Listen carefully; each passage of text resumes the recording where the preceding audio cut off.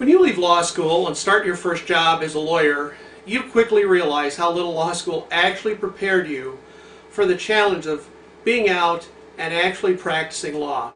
Hello, I'm Norino Petro, Illinois attorney, legal technologist, and the practice management advisor for the State Bar of Wisconsin. Practicing law is more than logical thinking or briefing cases. It's client development and relationship building. It's practice management and much more. Wouldn't it be great if someone who had already been there and done that shared the secrets of getting started right, regardless of whether you're in a firm or going to go out on your own?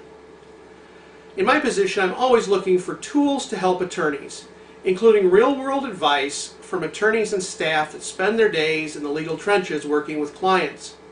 I found that someone and that resource in the book, The 48 Secret Rules of Lawyering, authored by attorney Bradley A. Winters, a partner with Sonnenschein, Nath, and Rosenthal in St. Louis, Missouri.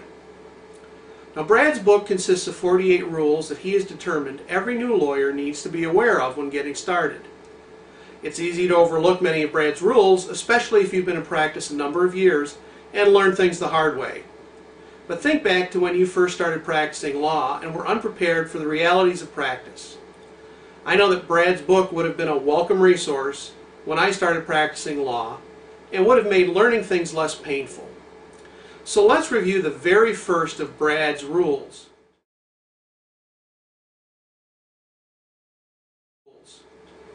Rule number 1, return your phone calls and emails now.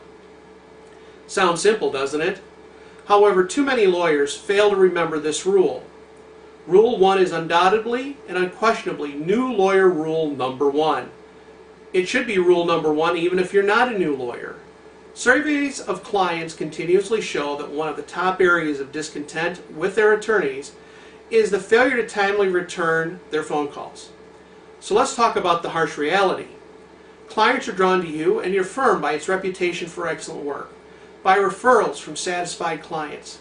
Clients stay at your firm because of your great results, fair bills, and outstanding lawyering. But clients will also leave your firm for something as simple as failing to return their phone calls.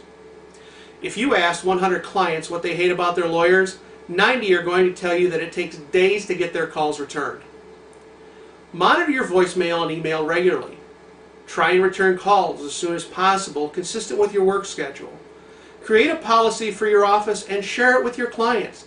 Let them know that you will strive to return all calls within 4 hours or less, and if you can't return a call, someone will call them and let them know that you will return their call the next day.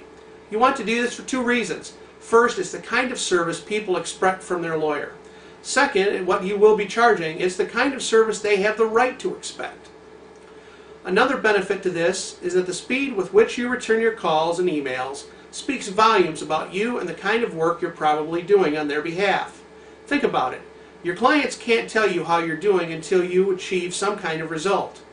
As everyone waits for your work product and results, they're looking for cues to tell them something about you, to tell them how you're probably doing.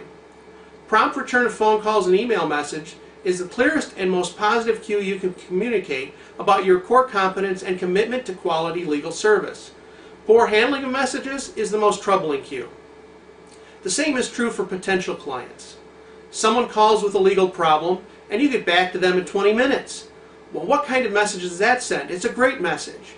What kind of message does it send if it took you 20 hours to get back?